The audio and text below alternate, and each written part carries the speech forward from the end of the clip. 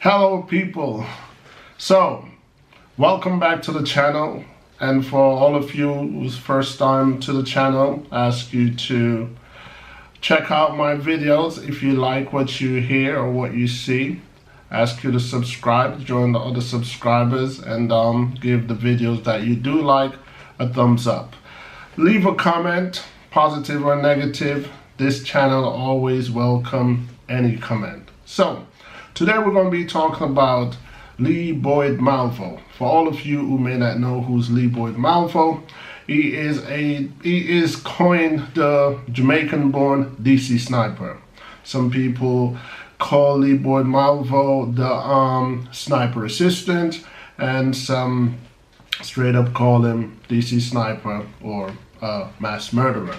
The DC sniper incident is ranked as one of the United States of America's most grim killing spree, in which several people got killed between Maryland, the states of Maryland and Washington DC in the United States. Boyd Malvo at the time was 17 years old, and his partner, adopted father or father figure at the time, who was John Allen Mohammed. John Allen Mohammed had served in the United States Armed Force and was very proficient as a sniper. So John, I refer to him as was because for you who may not know or might not have known, he was executed for this actual crime that Boyd Malvo is serving time for. John Allen Mohammed was executed in 2009. So recently it's been an uproar in the news because Boyd Malvo has won a reprieve in the state of Maryland, which will create a open door, which has created a open door for his sentence to be lessened. Considering that the crime was spread across 2 states, they've got a film out called The DC Sniper. I know that Virginia is right next to DC, but in the reports that I've heard, nothing mentioned Washington DC. Everything mentioned Maryland State and Virginia State. So keep it in perspective with what was reported. The 2 states combined had handed down 10 life sentences to the 17-year-old at the time. He was 17 at the time, now he's 32 years old. And like I say, he has won a reprieve in the state of Maryland to reduce his sentence. So I've decided to do a vlog about this because one, the channel is about Jamaican issue, and Boyd Malvo is a Jamaican, and the question is, do you believe or do you agree with Boyd Malvo receiving a reduction of sentence or possibility of one day being a free man? I would love to hear the feedback, and I will also share my opinion and the reason why. Okay, so here goes my opinion. Do I believe that Boyd Malvo deserves to have his sentence lessened? Yes. That would be my opinion. And before y'all start jumping onto the comment section, I would appreciate it if you just share your opinion. If your opinion aligns with mine, then super. If your opinion is opposed to mine, I respect it. But keep the channel constructive and keep the channel educational. So if you're opposed to my yes, I would appreciate it even more if you elaborate as to why. It doesn't matter to me if your reasons is a despise or prejudice. Doesn't matter to me. Just leave your response so other viewers and other readers can see why you oppose. So let me elaborate on my answer of yes, I believe Boyd Malvo deserves to receive a lesser sentence or one day be a free man. I'm going to substantiate my reason legally first. So before I put my personal wishes or my personal view as to why he should be released from prison one day or receive a less sentence, my view is that legally, the state of Virginia and the state of Maryland, by law, in layman terms, the laws for these two states is as follows. No life sentence without parole for juveniles. In other words, the law prescribes that anyone under the age of 18 committed a crime of murder that requires, normally in the case of an adult, a life sentence without parole is exempt. So if you're 17 or younger and you've committed a crime in Maryland or Virginia, the law protects you from being sentenced to life without parole. And for that reason, I believe that Lee Malvo should receive a lesser sentence. I mean, he received, as a combination of both states, he received 10 life sentences. That means he'll never see the light of day again. Anyway, let me get on to my second reason as to why I believe that Lee Boyd Malvo deserves to have his sentence lessened. The Supreme Court of the United States says that life without parole for a juvenile is unconstitutional. That says it all. So, what more can I say? The United States Supreme Court, the court that overrules all court, the court that's above all courts, the court that foresees that everything in the United States is legal. That court states that a juvenile being sentenced to life without parole is unconstitutional. I was quite aware of the incident when it was happening, and I've watched several documentaries pertaining to the incident, and I've seen the victim. I've seen the victim side of the story.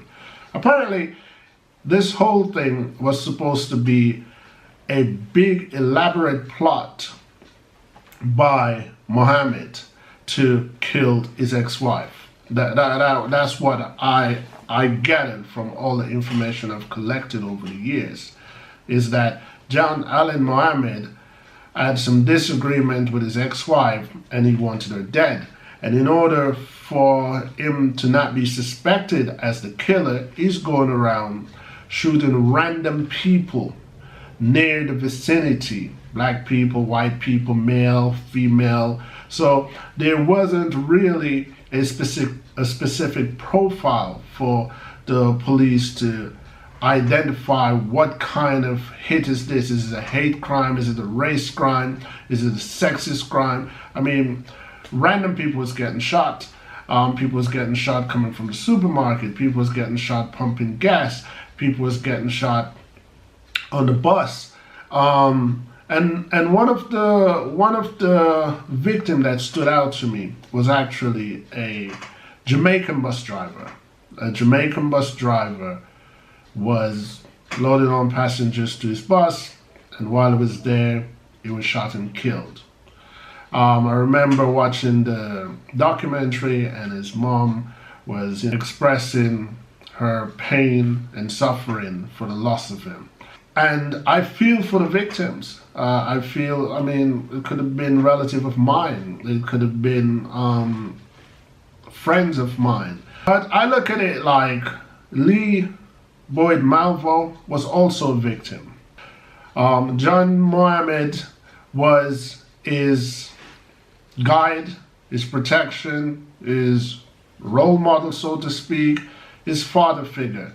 And at the same time, he was not only being guided and protected by this person, he was being manipulated by this individual.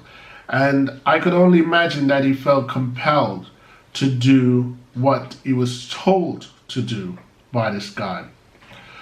We can speculate that he was of sound mind, but at 17 years old, how many human beings are capable to make conscious decisions. Because we're aware that it's not likely that a 17-year-old make conscious decision. That's the reason why we consider a 17-year-old a minor, someone that has to be represented by an adult, someone that cannot do things without the consent of an adult. And if we're going to keep it in that perspective, Boyd Malvo did what he was told by his guardian, did what he was told by his father figure.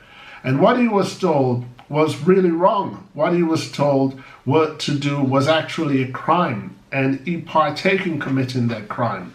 And the only justification I can apply to Boyd Malvo assisting in this ugly, heinous crime is the fact that he was a minor and he wasn't 100% sure of what he was doing. I'm sure when I was 17, I knew what I was doing, if it was right or wrong.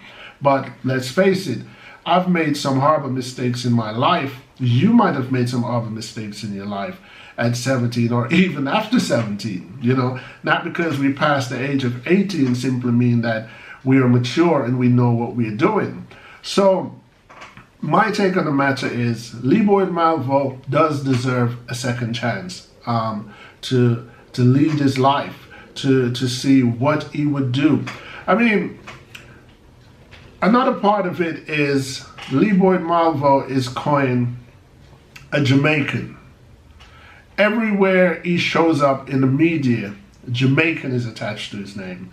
And I was reading an article on the internet and it had a thread, and one of the person asked a question, and the question was, I found the question to be funny because I've lived in the United States before, and the question was, if Boyd Malvo was an overachiever of high society in America, would he be known as a Jamaican in the media? No, he wouldn't be known as a Jamaican. He would only be known as Boyd Malvo, and people would have to either search his Wikipedia or his autobiography to find out where was he actually from. So that part of the US media I utterly resent. No one is saying we should hide his identity or his origin, but it's just journalists' play of words, and it promotes the repetition of Jamaicans as criminals. And that part I resent, because Jamaica, in my estimation, probably have about 10, 11 million people around the world, including in Jamaica. And we're not all criminals. We're not all out to sell drugs, and we're not all out to kill people, and we're not all out to break laws of any country. They're upstanding Jamaican, millions of us around the world, and the US media need to cut it out, you know? So back to Boyd Malvo, because this is what it's about. My take is that Boyd Malvo should receive a lesser sentence.